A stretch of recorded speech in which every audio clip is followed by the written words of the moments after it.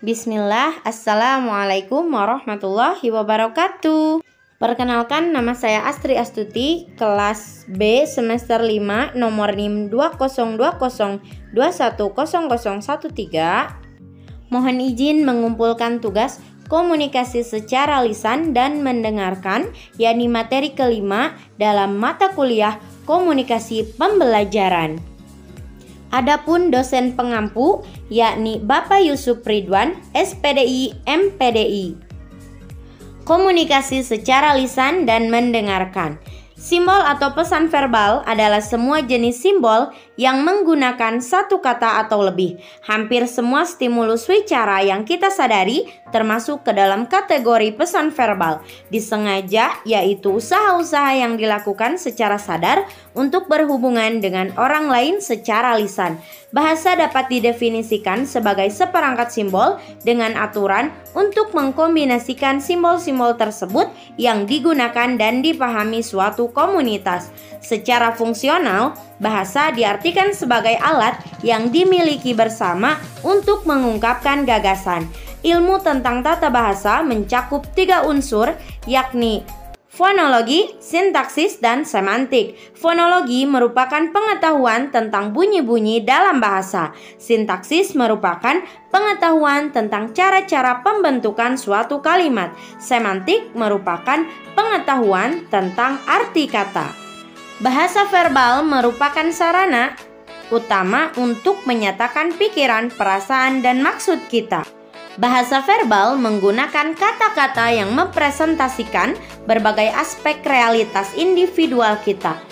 Konsekuensinya, kata-kata adalah abstraksi realitas kita yang tidak mampu menimbulkan reaksi yang merupakan totalitas objek atau konsep yang diwakili kata-kata itu.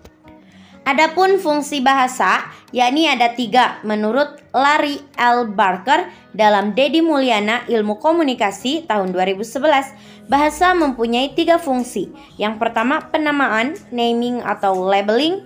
Kedua, interaksi, dan ketiga, transmisi informasi.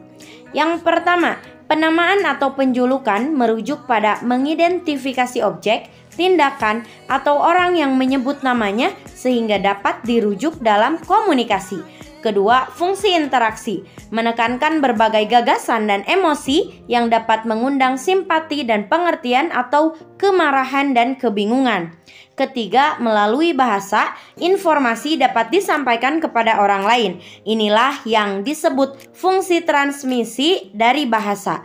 Keistimewaan bahasa sebagai fungsi transmisi informasi yang lintas waktu dengan menghubungkan masa lalu, masa kini, dan masa depan, memungkinkan kesinambungan budaya dan tradisi kita. Adapun yang merupakan keterbatasan komunikasi verbal, yaitu yang pertama, keterbatasan jumlah kata yang tersedia untuk mewakili objek. Kedua, kata-kata bersifat ambigu dan kontekstual. Ketiga, kata-kata mengandung bias budaya. 4. Mencampur adukan fakta, penafsiran, dan penilaian. 3 tahapan proses mendengarkan. Yang pertama, tahap menangkap dengan sebaik-baiknya apa yang didengarnya atau sesuatu yang dikatakan oleh orang lain kepadanya. Kedua, tahap memahami dengan sebaik-baiknya apa yang didengarnya atau sesuatu yang dikatakan oleh orang lain kepadanya. Ketiga, tahap mengingat dengan sebaik-baiknya apa yang didengarnya atau sesuatu yang dikatakan oleh orang lain kepadanya. Adapun tujuan dalam mendengarkan, yang pertama, memperoleh informasi yang ada hubungannya dengan profesi. Kedua, meningkatkan keefektifan berkomunikasi. 3. Mengumpulkan data untuk membuat suatu keputusan. 4. Memberikan respon yang tepat. 5. Memperoleh pengetahuan secara langsung atau melalui radio atau televisi. 6. Menikmati keindahan audio yang diperdengarkan atau dipagelarkan. 7. Mengevaluasi hasil dengaran. 8. Mengapresiasi bahan dengaran agar dapat menikmati serta menghargainya. Adapun kesimpulannya, yakni komunikasi efektif dapat dicapai dengan memahami model komunikasi verbal. seperti kontak mata, ekspresi wajah, nada suara, gerak tubuh, sosok, dan postur tubuh. Dengan pemahaman dan apa yang harus dilakukan pada komunikasi verbal, maka diharapkan individu maupun kelompok dapat berkomunikasi secara efektif dan baik. Supaya terjadi komunikasi yang efektif, juga harus adanya proses berbicara dan mendengarkan yang saling terkait erat.